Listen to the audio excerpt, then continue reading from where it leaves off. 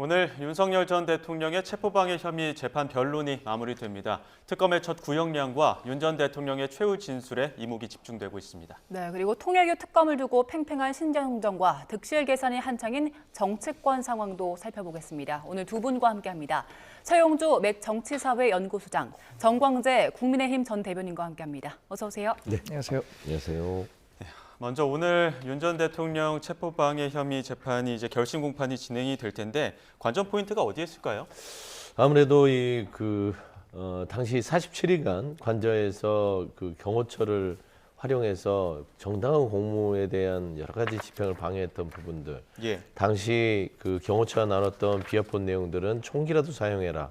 이런 부분들이 결국에는 그 정당한 공권력을 방해했다는 거, 그리고 그걸 위력으로 대통령 권한을 이용해서 했다는 거, 이건 좀 특수 공무집행 방해에 이르기 때문에 저는 이게 이제 최대 구형량이 한 7년 6개월 정도로 알고 있습니다. 예. 그러면은 최대 구형을 한다면 5년 이상은 나올 것 같고요.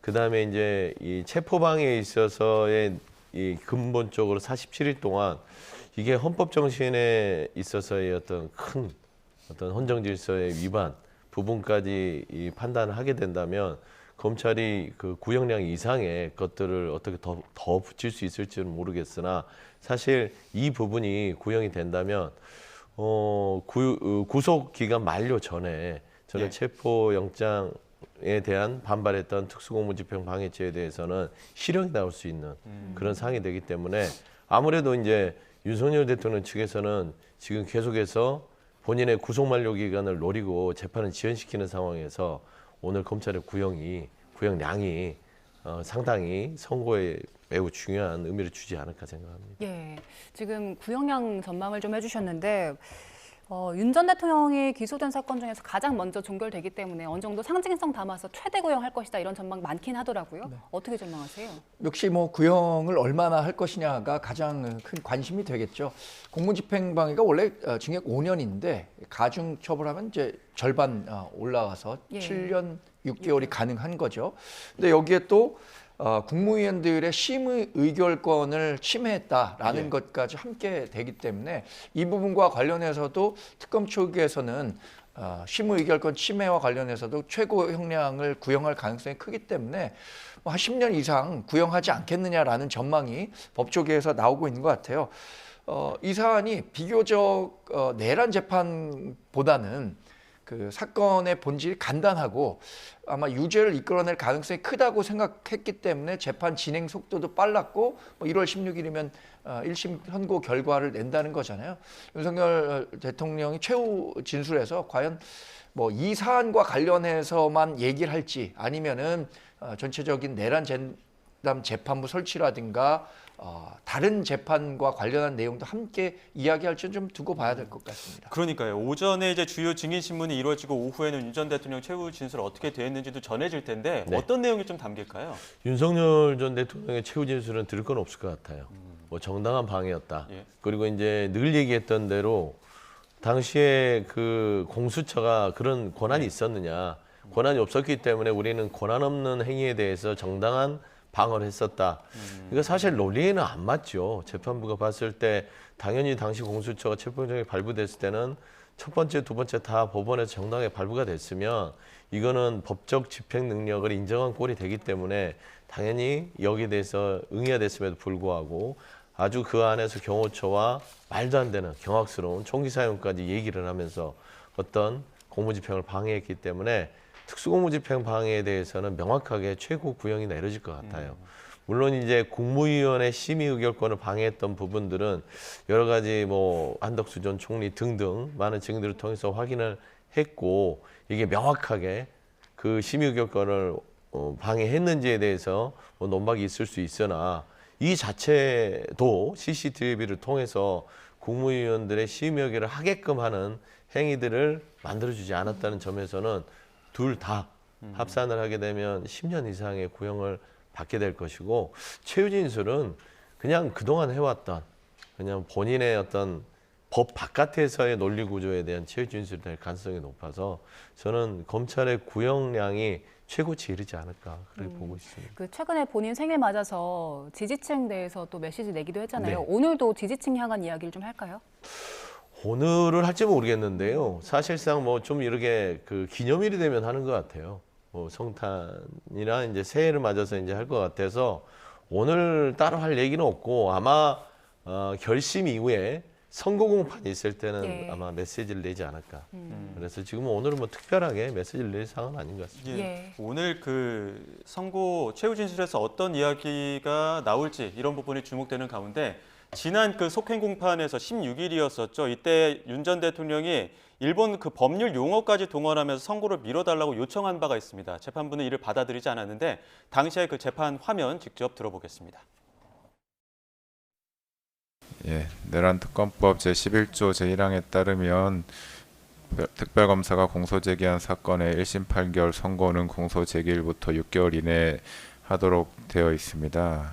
이 사건 판결은 2026년 1월 16일에 해야 할 것으로 판단됩니다. 판결 선고는 119 사건 판결을 기다려서 해야 되는 게 아닌가라는 말씀을 좀 드립니다. 근본적으로 이거는 불이탈하는 겁니다.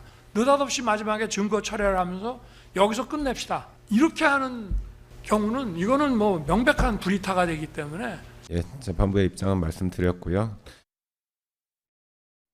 저때 당시에 윤 전 대통령이 마이크를 여러 차례 잡으면서 불이타, 느닷없이 한 대 맞았다는 거 아닙니까? 이런 네. 내용들 오늘 이야기할 가능성은 어떻게 보십니까? 사실 불이타라는 용어가 생소하죠. 예. 일반인들이 쉽게 쓰지 않는 용어인데 일본 법적 용어라고 해요. 불의의 타격을 당했다라는 건데 윤석열 전 대통령이나 변호인 측에서 가장 희망하는 것은 1월 18일에 구속 시한이 만료가 됩니다. 7월 예. 18일에 첫 구속이 됐기 때문에 6개월까지 구속이 되잖아요. 그래서 그 1월 16일에 이 공무집행 방해와 관련한 판결이 나오지 않으면 본인이 불구속 상태에서 내란 혐의와 관련한 재판을 받을 수도 있다라는 기대를 하고 있는 것 같아요. 예. 근데 그런 기대를 키우다가 갑자기 1월 16일에 선고를 하겠다라고 하니까 절차와 관련한 문제를 계속해서 제기를 하고 있는 것 같은데 그렇게 문제를 제기한다고 해서 재판부가 이걸 받아들일 가능성은 거의 없다고 봅니다. 예. 최후 진술과 관련해서는 전 사실 이 재판과 내란 우두머리 혐의 재판은 완전히 별개의 내용이기 때문에 명분상으로는 다른 재판과 관련한 이야기를 하면 안 되죠. 그런데 최근에 보였던 그 재판에 임하는 태도를 본다면 전체적인 이 모든 재판이 정치 재판으로 흘러가고 있다는 점을 지지자들에게 아마 다시 한번 강조하고 싶을 거예요. 그래서 이 재판에 1월 16일에 선고하겠다라고 하는 것, 뭐 이런 종합적인 것들에 대한 메시지를 지지자들에게 좀 불이하다라는 측면을 부각시키기 위한 메시지를 내지 않을까 예상해 봅니다, 저는. 예. 오늘 공판에서 특검이 어떤 구형을 할지 그리고 윤 전 대통령의 최후 진술은 어떤 내용이 있을지 저희가 이후에 전해드리도록 하고요. 김건희 특검 얘기를 좀 해보면 28일 모레면 수사 기간이 끝납니다. 네. 최근에 윤 전 대통령이 그 특검 조사에서 김건희 씨의 그 금품수수 의혹에 대해서 바빠서 몰랐다 이렇게 의혹을 부인했었는데 특검 쪽에서 이거 뇌물죄를 적용할 가능성은 얼마나 있다고 보세요? 일단 뇌물죄 적용 자체는 지금 현재 김건희 특검에서는 쉽지 않을 것 같아요. 2차 특검이 이제 시작이 된다면 네. 그 부분을 조금 더 보강 수사를 통해서 뇌물죄를 기소할 수 있을 가능성은 높지만 지금 현재는 윤석열과 김건희 부부 사이에 그러니까 본인이 권력을 행해줬기 때문에 김건희 씨가 배우자로서 그만한 어떤 금품 수수를 할 수 있었다는 연관성을 입증해 뇌물죄가 되는 거 아니겠습니까? 몰랐다고 그러면 이게 이제 뇌물죄의 성립이 좀 어려운 거예요. 그러면 윤석열 측에서는 계속해서 몰랐다고 할 것이고 이걸 입증을 하려면 시간이 필요한데 시간이 상당히 부족하잖아요. 그래서 저는 그냥 공범 정도의 수준에 있어서 기소를 하고 나서 차후에 2차 특검이 시작이 된다면 거기에서 이제 뇌물죄 부분들 이게 경제공동체인지 아니면 권력공동체인지 이런 부분들을 입증할 자료들을 통해서 추가 기소가 될 가능성이 높지 않을까. 지금 현재로서는 뇌물죄를 즉시로 어떤 입증할 만한 기소 요건은 되지 않은 것처럼 보입니다. 그 윤 전 대통령 부부를 함께 기소를 하려면 뇌물죄라는 부분을 이제 같이 엮어서 이제 기소를 해야 되는데 그 부분이 없다고 한다면은 김건희 씨만 오늘 좀 기소하고 나중에 이제 서 소장님 말씀하신 것처럼 윤 전 대통령 따로 기소할 가능성이 어떻게 보십니까? 저는 반대로 예. 기소 후에 재판 과정에서 뇌물죄와 관련해서 더 입증하겠다라고 할 것 같아요. 예. 지금 특검은 특히 김건희 특검 같은 경우에 그렇죠.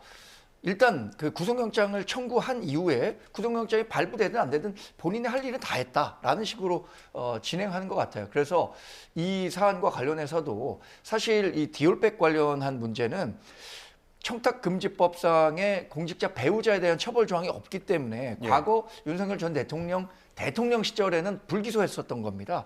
근데 지금도 이 청탁금지법 또는 뇌물죄와 관련해서 기소를 하겠다는 것이기 때문에 저는 다소 이것을 입증하긴 아직 완료되지 않다고 하더라도 재판 과정에서 추가적인 증거들을 찾아내겠다라고 생각할 가능성이 큰 것 같아서 기소할 것 같고 결국에는 이 윤석열 전 대통령이 이 김건희 여사가 이런 매관매직 혐의를 알고 있었느냐? 저는 뭐 윤석열 전 대통령이 이 부분에 대해서 다 일일이 알았다고 보기는 어려울 것 같지만 다른 정황 그리고 과거에 윤석열 전 대통령이 특검으로 있었을 때 최순실 씨에 대해서 유죄를 이끌어냈던 부분이 있잖아요. 경제 공동체라든가 이런 것들을 고려한다면 뭐 재판 결과를 예단하기는 어렵겠지만 재판에서는 그 뇌물죄 적용 가능성도 굉장히 높을 것 같다는 생각을 합니다. 예, 알겠습니다. 자, 주제를 좀 바꿔보겠습니다. 어제가 성탄절이었죠. 이재명 대통령이 어제 옛 지역구인 인천 계양구를 찾아서 교회와 수녀원을 방문했습니다. 그런데 김남준 대변인이 여기에 동행을 했는데요. 이걸 두고 국민의힘에서는 선거 개입이다 이런 비판이 있었습니다. 또 여기에 대한 민주당의 답변은 어땠는지 함께 들어보시죠.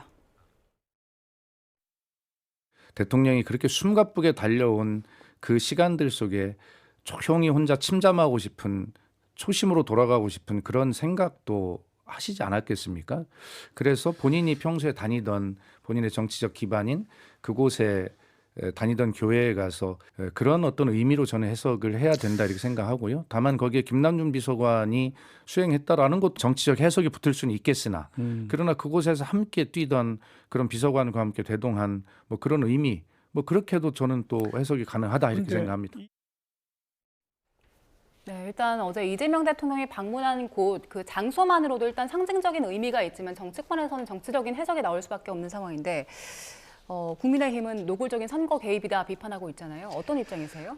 이재명 대통령이 본인이 지역 정치 활동을 했었던 인천의 교회를 방문한 거 저는 뭐 아주 바람직한 일이라고 생각합니다. 어느 대형 교회에 가는 것보다 본인이 정말로 애정을 갖고 있었던 교회에 방문하는 거 괜찮다고 생각하는데 거기에 김남준 대변인이 바로 옆자리에 앉은 것은 누가 보더라도 다음 개항을 보궐선거에는 김남준 대변인을 공천을 주겠다라는 의미로 해석해 봐야 될 것 같아요. 왜냐하면 평소에 대변인이 동행은 하지만 그 대통령 바로 옆자리에 앉는 경우는 없을 겁니다. 아마 전례를 전 찾아보기가 어렵다고 봐요. 그런데도 김남준 대변인이 그 자리에 앉은 것은 김남준 대변인이 또 고향이 그 경기도 부천이에요. 부천과 인천 계양은 행정구역은 다르지만 인접한 곳이고 계양을이 갖고 있는 정치적 상징성이라는 게 있습니다. 이재명 대통령이 거기를 통해서 대선에 실패했지만 정치적으로 완벽하게 재기했고 대표도 됐었던 곳이기 때문에 다른 누구보다 본인의 뜻을 잘 아는 사람을 공천을 주고 싶을 겁니다. 저는 그게 김남준 대변인이라고 보고 지난번에 대통령실 조직을 개편하는 데 있어서도 제1부속실장을 하고 있었던 김남준 부속실장을 대변인으로 임명할 때부터 얘기가 있었던 거잖아요. 근데 이런 논란이 분명히 동행하면 일 것임을 모르지 않았을 텐데 그럼에도 불구하고 옆자리에 앉혔다는 것은 그런 정치적 의사가 반영됐다고 보는 것이고 이런 그 선거 개입과 관련한 논란이 일더라도 결국엔 이게 뭐 선거법 위반까지 가는 사안은 아니다라고 판단했기 때문에 같이 갔다고 봐야겠죠. 네, 민주당은 어떻게 보고 계십니까? 보이는 거 그대로죠. 같이 동행했다. 키워주는 거죠. 예. 뭐 이거는 뭐 굳이 돌려서 얘기할 건 없을 것 같고요. 예. 사실상 대통령 내외의 일정 자체에 있어서 예전 질고로 가는 거 뭐 이게 특별한 일은 아니에요. 그리고 이게 보기에도 어떤 비판의 대상은 아닌데 대변인들은 보통 이 대통령 내외의 포토 존에서 벗어나는 게 뭐 상식적이고 그게 이제 그렇게 해 와요. 근데 굳이 옆에 앉혀서 사진을 찍는 것들은 아마 정치적으로 그래 김남준 대변인 당신이 오랫동안 나를 어려웠을 때 도와줬으니까 당신이 무슨 정치적인 행보를 할 때 내가 도움이 된다면 한 장의 사진을 좀 남겨야 되지 않겠어?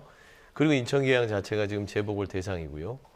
그렇기 때문에 아마 그런 행보를 했다는 것인데 저는 이게 뭐 그렇게 비판받을 일은 아닌 것 같아요. 선거 개입이라고 얘기하는 것도 그냥 부러우면 지는 거지. 저는 사실상 이게 통상적으로 불법적인 일은 아니에요. 예.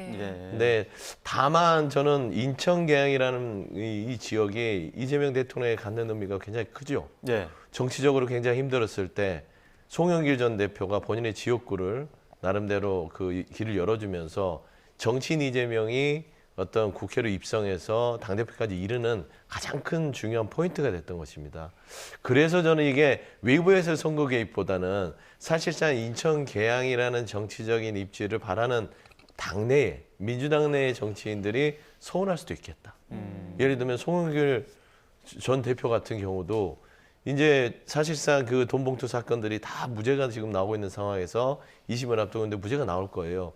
그러면 정치적으로 복귀를 할 수 있고 그러면 인천 계양에 돌아가면 송영길 전 대표가 인천 계양에 다시 입성할 수 있는 가능성이 높음에도 불구하고 이런 논의가 충분히 수용되지 않는 상황에서 대통령이 본인의 최측근을 옆에 앉아서 사진을 찍었다.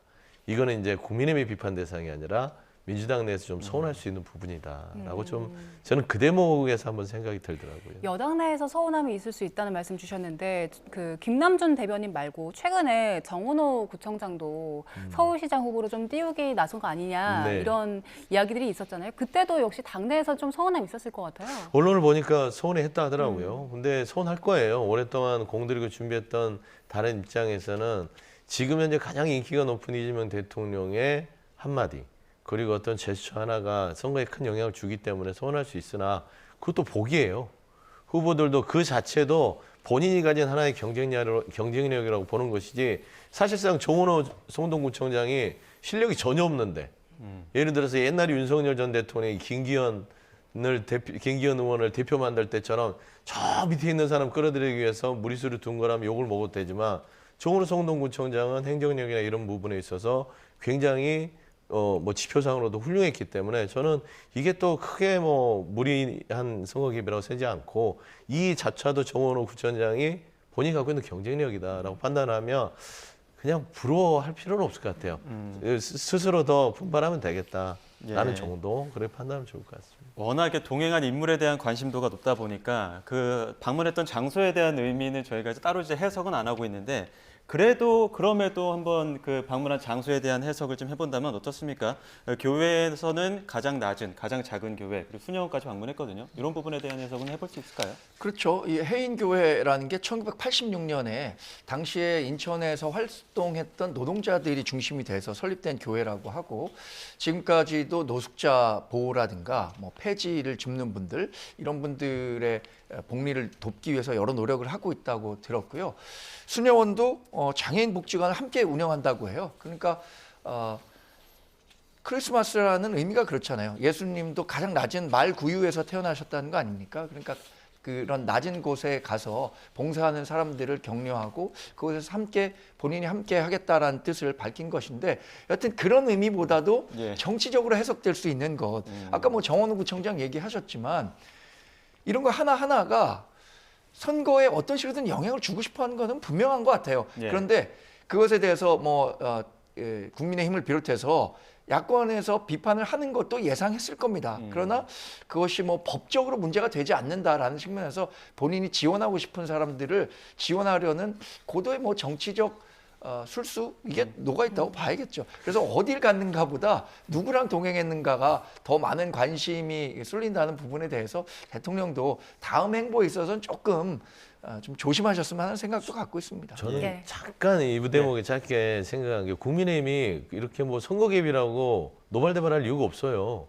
아직 대진표가 짜지지도 않았고 예를 들어 1대1 후보가 정해져서 이렇게 개입했다면 선거 개입으로 우려가 있을 수 있죠. 근데 그냥 이거는 당내에서 우리가 민주당 내에서 서운할 문제지 국민의힘이 이걸 가지고 알고 할 문제는 아니다. 그런 게 맞습니다. 네, 알겠습니다. 자, 지금 야권에서도 지방선거를 앞두고 미묘한 변화가 감지되고 있는데요. 한동훈 전 대표가 장동혁 대표의 24시간 필리버스터를 긍정적으로 평가를 했는데요. 해빙 무드가 조성되는 분위기라는 평가가 나오고 있습니다. 관련 이야기 듣고 오시죠. 24시간 동안 혼신의 힘을 쏟아냈습니다. 노고가 많으셨습니다. 그리고 마지막에 모두 함께 싸우고 지켜내야 할 때입니다. 요거 어떤 의미의 메시지라고 보세요, 의원님? 동지가 되자. 오. 동지가 될 수 있게 용기를 내자라는 의미가 아닐까라는 예. 제 생각을 말씀드립니다. 오. 우리 당이 여유가 없지 않습니까? 예. 그리고 제1야당으로서 건강한 경제를 하기 위해서는 우리가 합당은 못하더라도 예. 같은 당이니까 예. 다 까먹고 있는 것 같은데 우리 합심을 해야 되지 않겠습니까? 그 필리버스터의 절박함 그리고 필리버스터의 필요성에 대해서는 누구도 다른 의견이 있을 수 없다고 생각을 합니다. 네, 친한계 한지혜 의원 같은 경우에는 동지가 되자는 취지라고 해석을 했는데 한동훈 전 대표가 장동욱 대표에게 이거 손 내미는 겁니까? 필리버스터에서 보여준 장동혁 당대표의 결기, 투지, 저는 뭐 평가받을 만하다고 생각합니다. 내용과 관련해서 모든 당원이 공감한다고 보기는 어려울 것 같아요. 그러니까 뭐 계엄이 곧 내란은 아니다라는 발언 정도는 저는 뭐 이제 사법적인 판단이 진행되고 있다는 측면에서 언급하지 않는 것이 좋았다고 생각하지만 그럼에도 불구하고 지금 거대 민주당이 입법 독주를 하고 있는 거잖아요. 내란 전담 재판부법 같은 경우에는 우리 당이 역대 사상 최악의 법이 될 것이다 라고 평가하고 있을 정도니까 원외에 있는 한동훈 전 대표도 그에 대해서는 뜻을 같이 하고 있을 겁니다. 그리고 최근에 뭐 장동혁 대표 체제에서 한동훈 전 대표에 대한 당원 게시판 문제라든가 이런 것들이 갈등 요인이 되고는 있지만 거대 민주당 또 이재명 대통령의 실정에 대해서는 함께 힘을 합쳐 싸우자라는 메시지를 주기 위해서 이런 그 내용을 실었다고 생각하고 저는 결국에는 의미에 대한 방점을 좀 둔다면 수고했다라는 거에 한 30%, 70%는 함께 싸우자. 이게 70% 아닌가 이렇게 예. 해석해봤습니다. 일부 한동훈 전 대표는 이제 손을 내민 듯한 모습이 보이긴 합니다만 장동혁 대표는 이 손을 잡은 겁니까 아니면 잡을 겁니까? 그 고민이 많을 거예요. 한동훈 전 대표가 손을 내밀어도 잡는 순간 한동훈 대표와 하나가 되는 게 아니라 장동혁 대표는 지금 지도 체제에서 내려올 수 있기 때문이죠. 근간을 이루는 장동혁 대표 체제의 지지층은 윤호개인 지지층입니다.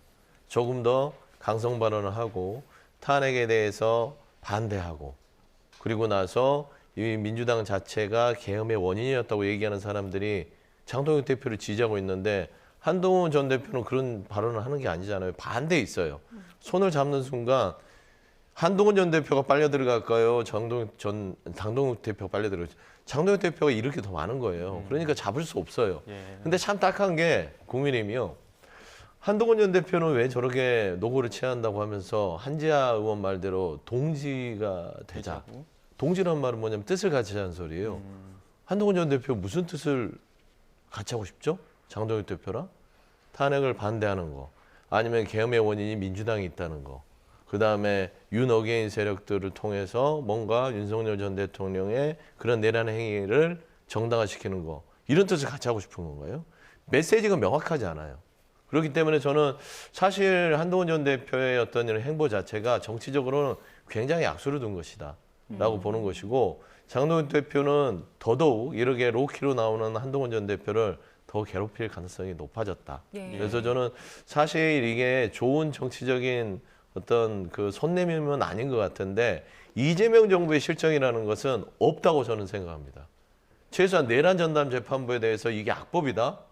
아니 서울고법도 사실상 수용을 했는데 왜 악법이에요? 그리고 내란 전담 재판부가 누구 쫓아고 하는 겁니까?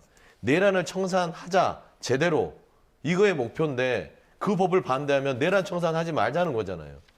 왜 이런 주장을 하면서 뭔가 민주당의 실정이 하나로 싸우자고 하는 거 보면 한동훈 전 대표도 이제 막바지에 이르러서는 선거를 앞두고 결국 윤석열과 기대서 가려고 하는 타협이 아닌가라는 국민들의 오해를 받을 수 있다고 좀 생각합니다. 이거는 민주당 관계자 또는 당 밖에서 보는 사람들의 관점에서는 그렇게 해석할 수 있다고 봐요. 그러나 우리 당 지지하는 사람 입장에서 봤을 때는 우리 당이 왜 이렇게 4분 오열돼 있는가. 지금 민주당 입법 독주하고 있죠. 이재명 대통령 실정하는 게 없다고 하셨지만 지금 외환시장에서 원달러 환율 1,450원 훨씬 넘었습니다. 인위적으로 좀 개입해갖고 떨어뜨린 거지 불과 자신도 1,400원 넘으니까 우리 한국 경제가 대위기라고 했던 분이 환율과 관련해서 한마디 언급도 안 하고 있는 거잖아요.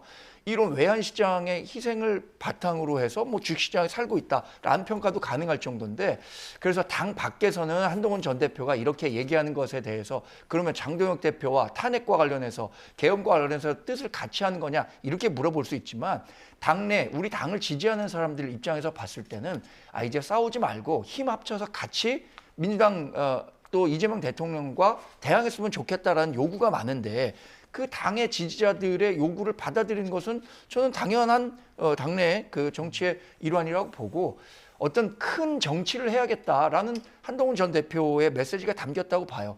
그러니까 상대방이 비록 본인에 대해서 정치적 공세를 하고 있다고 생각하더라도 그 부분 뭐 차치하고 다른 더 큰 대의를 향해서 가자라고 하는 큰 메시지를 줬다고 보기 때문에 장동혁 대표가 어떤 식으로 대응하는가, 그것에 따라서 또 이 메시지에 대한 평가는 달라질 수 있다고 봅니다. 예, 지금 국민의힘 안쪽에서도 뭐 여러 가지 메시지가 나오겠지만 목소리가 어떤지 궁금하거든요. 한동훈 전 대표가 장동혁 대표에게 손 내민 걸 두고 손 잡을 거라고 보는 시각이 많습니까? 아니면 그러지 않을 거라는 시각이 많습니까? 그래서 이건 뭐 시간의 문제고요. 선택의 문제가 아니라 당연한 그 생존의 문제라고 생각합니다. 선거가 다가올수록 장동혁 대표로서는 이렇게 느낄 거예요. 이번 지방선거에서 본인 체제에서 치르게 될 텐데, 이 선거에서 정말 실패하게 된다면 본인이 당대표로서 그대로 지위를 유지할 수 있을까? 앞으로 미래 정치인으로서 대권 주자로서 본인의 지위를 확고히 할 수 있을까라는 문제에 대해서 고민하게 될 때면 당연히 중도 외연의 길로 갈 것이고, 중도 외연 확장의 길에 누가 가장 도움이 될 것인가라고 한다면 감정의 영역이 아니라 이성의 영역으로 돌아와서 한동훈 전 대표와도 함께 선거를 치를 수 있는 그런 그 선택을 할 것이라고 저는 예상하고 있습니다. 네. 근데 반면에 장동혁 대표, 이준석 대표랑은 조금 더 밀접하게 좀 네. 가까이 가는 것 같더라고요. 네. 어떻게 보십니까? 장동혁, 이준석이 두 정치인은 한동훈 전 대표를 배척하려고 하고 있죠. 결국에는 한동훈 전 대표가 정치적인 경쟁자라고 생각하는 것이고, 저는 이준석 대표 자체도 사실 개혁신당의 이름을 걸어놓긴 했지만 언젠가는 국민을 복귀할 생각으로 그냥 딴집 살림 차린 거잖아요. 지금 현재 이 통일교 특검이라든지 현재 이재명 정부와에 대한 평가들을 보면 장동혁 지도부가 크게 다르지 않은 것 같아요. 예. 그렇기 때문에 이 부분에 대해서는 내부에서는 한동훈 전 대표를 견제하고, 밖으로는 국민의힘이 언젠가는 하나로 개혁신당과 합쳐야 되는 거 아니냐는 정치적 계산이 있는 것 같아요. 근데 앞서서 이제 우리 정경재 대변인이 얘기를 했는데, 정치가 바깥에서 보면 그렇게 보일 수 있다고 하는데 정치는 바깥에서 보는 게 답니다. 왜냐? 국민들은 바깥에서 봅니다. 그러니까 청중을 향해서 정치를 해야 되기 때문에 좀 더 이해하기 쉽게 행위를 하고 메시지를 내야 되는 게 정치인들이에요. 근데 안에서 우리들이 그냥 긴밀하게만 아는 것들 당신들은 오해하고 있어. 이게 무슨 소용입니까? 국민들이 정확하게 그 행위 자체를 아주 단순하게 평가할 수 있도록 해야 되는데, 한동훈 전 대표의 지금 하는 메시지, 손을 내미는 것과 장동혁 대표의 윤호경의 세력의 참 이 조화, 이해할 수 없잖아요. 거기에 김민수 최고는 지금 극우적인 발언을 쏟아내고 있고, 장해찬 여의도연구원 부원장은 어떤 발언을 하고 있습니까? 고성국 TV를 나가서 장동혁 대표는 그대로 따라서 당을 운영하는데 뭘 손을 내밀어요? 동지가 되자고요?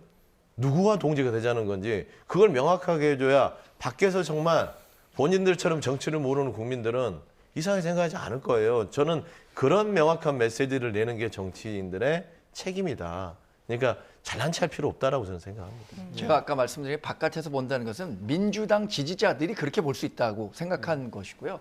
저는 뭐 비단 한동훈 전 대표가 이 얘기를 했어서가 아니라 저도 그 가끔 이런 얘기를 했었는데, 왜군이 쳐들어오면 그때 당시에 선조가 집권했을 때죠. 당시에 뭐 당내에 그러니까 붕쟁이라는 게 있었던 거 아닙니까? 당쟁이 심각했었음에도 불구하고 왜군이 쳐들어오면 승병이건 관군이건 의병이건 다 같은 편이 돼서 외부의 적과 싸워야 되는 거 아니겠습니까?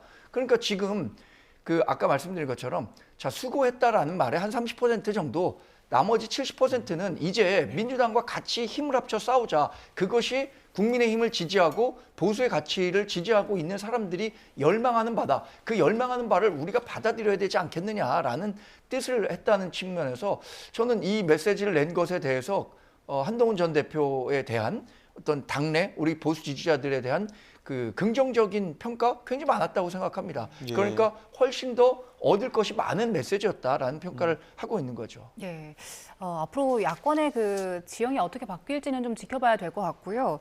그 통일교 의혹 관련해서 통일교 그 공소시효는 일단 얼마 남지 않은 상황인데 특검 후보자 추천 두고 여야가 평행선 달리고 있는 상황이거든요. 민주당에서는 헌재, 변협, 그리고 민변 같은 책임 있는 기관이 추천을 하자라고 주장을 하고 있고 국민의힘 쪽에서는 일단 한 발 물러선 것 같아요. 혁신당, 조국혁신당, 그리고 개혁신당이 합의해서 2명을 추천하자라고 주장을 하고 있는데 지금 상황 어떻게 보고 계십니까? 사실 이제 그 여야, 국민의힘과 민주당, 거대 야당과 여당 자체가 통일교와 좀 연관성이 있는 것으로 지금 현재 여러 가지 진술들이 나왔기 때문에 그쪽은 빠지자라는 것은 서로 합의가 된 것 같아요. 그러면 이제 3자의 영역을 어디로 할 것인가? 지금 민주당 입장에서는 조국혁신당, 진보당, 개혁신당 이 3당 내에서 조금은 관련성이 적으니까 여기서 추천하는 것도 한번 검토해 볼 만하지 않을까라고 민주당도 생각을 처음에 했었어요. 근데 개혁신당이 국민의힘하고 처음부터 특검을 논의해 버리니까 그조차도 오염이 돼 버린 겁니다. 그러면 결국 개혁신당도 그 이해 당사자였던 국민의힘과 특검 추진했으면 같은 선상에 있는 게 아닌가. 그러면 개혁신당 자체를 조국혁신당과 진보당이 끼워줘야 되는가. 이 문제가 생긴 거예요. 그러니까 받을 수 없다. 이거를 거기에 받아주면 또 틀림없이 국민의힘의 편에 서서 아주 중립적이고 독립적으로 3당이 그 입장에 견제할 수 없다는 거. 이건 개혁신당이 실수한 거라고 저는 봅니다. 예. 그렇기 때문에 민주당 입장에서는 3당에 맡겨놓을 수 없고 어떤 이 통일교 특검에 대한 순수성이 오염되지 않는 최소한의 뭐 대한변협, 민변, 헌재 저기서 하는 게 낫고 대법원이나 법원행정처에서 한다는 건 말이 안 되는 거죠. 결국에는 특검을 임명하는 쪽에서 판단을 또 법원이 하게 되면 저번에 우리가 민주당에서 추진했던 부분에 있어서의 이건 위헌적인 논란이 있다. 법원 자체가 나중에 판단하는데 이 사람들 법원에서 이걸 추천하는 게 맞느냐. 이거하고 또 동치가 돼요. 예. 그렇기 때문에 저는 사실 헌재, 대한변협, 민변 내에서 이제는 그 추천하는 쪽으로 가야 되지 않겠냐. 저는 개인적으로는 차라리 이게 통일교 문제이기 때문에 범종교 단체에서 구성이 된 쪽에서 또 추천하는 안도 한번 나와볼만하다 그런 생각입니다. 예. 홍준표 전 대구시장은 아예 이거 특검하면 국민의힘이 공경에 처할 것이다 이렇게 경고하기도 했던데요. 전 그렇게 생각하지 않습니다. 왜냐하면 완전히 정말 동일한 잣대로 특검이 민주당과 국민의힘을 수사한다면 그동안 그 특검은 통일교는 국민의힘과 관련이 많다고 계속해서 수사 결과 발표하고 했던 거예요. 예를 들어서 통일교 교인들이 조직적으로 국민의힘에 가입해서 그 국민의힘의 의사결정에 영향을 미치려고 했다. 또 권성동 전 원내대표를 통해서 고가의 돈을 줬다. 이런 얘기를 했었지만 그러나 같은 잣대로만 놓고 본다면 지금 민주당은 한 번도 이런 것에 대해서 언급이 되지 않았었단 말이에요.